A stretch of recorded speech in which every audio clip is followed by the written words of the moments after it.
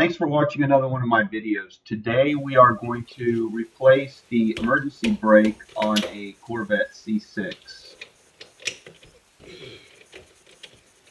First thing we're going to do is remove the 22 millimeter caliper bolts. They are fastened to the hub assembly. We're going to take these bolts out and then we're just going to drop the caliper onto the floor.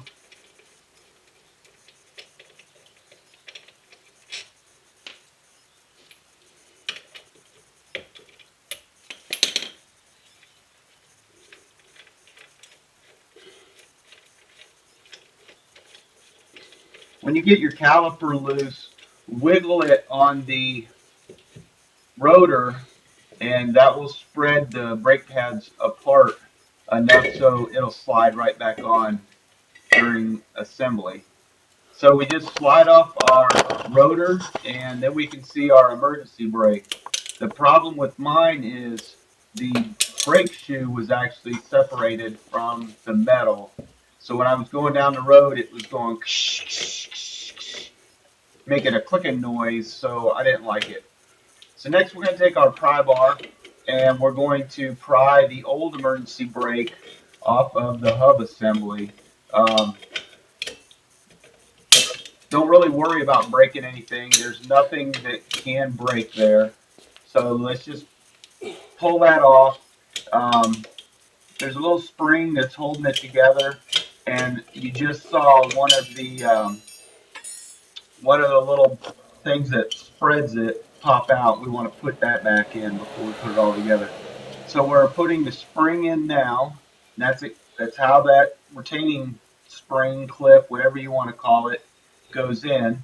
I want to say that the brake shoe itself is the spring. This metal piece is just like a retainer just to hold it into place. It's kind of a pain in the ass, and the tool that you see in my hand is called an exhaust spring puller. You can find them on eBay, you can find them in any motorcycle shop, but it's mainly for grabbing a spring and pulling it into place on motorcycle exhaust. They're fairly cheap, a couple dollars. It will make this job a lot easier if you have one. It would be easier to hook this little retainer with the exhaust string puller than trying to fumble around with the screwdriver. So now that my retainer is on my brake shoe, now I'm going to take a large screwdriver and I'm going to pry the brake shoe onto the little mechanism that separates the brake shoe and activates your brake. So another tip is adjust the spreader thing over there on the right. Adjust that so it's all the way in. And once you mess with it, you'll understand what I'm talking about, but you need to screw that so it's all the way in. Mine was already in from the factory, I guess.